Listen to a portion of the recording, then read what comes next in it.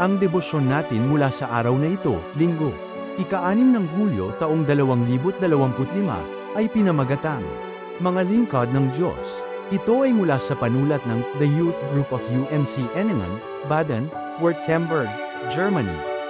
Ang ating babasahin sa araw na ito ay matatagpuan sa aklat ni Mateo Kapitulo 5, versikulo 13, hanggang 16.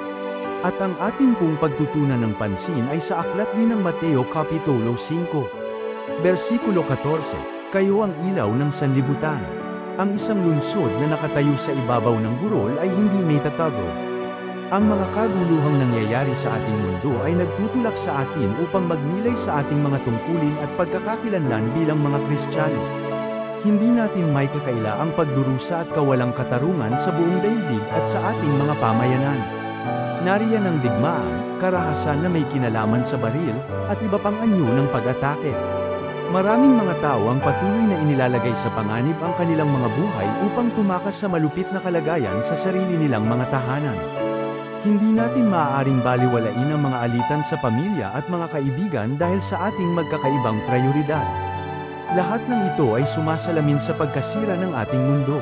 At di nga ba't ang ating pananahimik sa harap ng mga sakit at pagdurusa ay pagtalikod sa ating pagkatawag bilang instrumento ng Diyos sa kapayapaan, katarungan, at paghilom.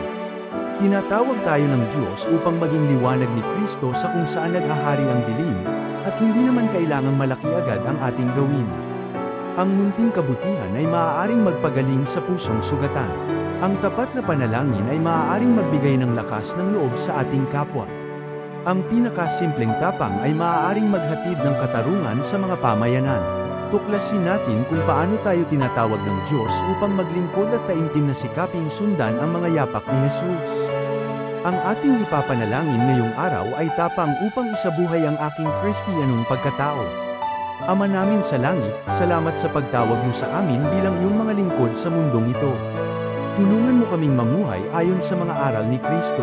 Amen. Ang ating kong iisipin ngayong araw, paano ako tinatawag ng Diyos upang maging asin at ilaw ng sanlibutan. Pagpalain po tayong lahat, naway patuloy tayong lumakad na kasama si Jesus.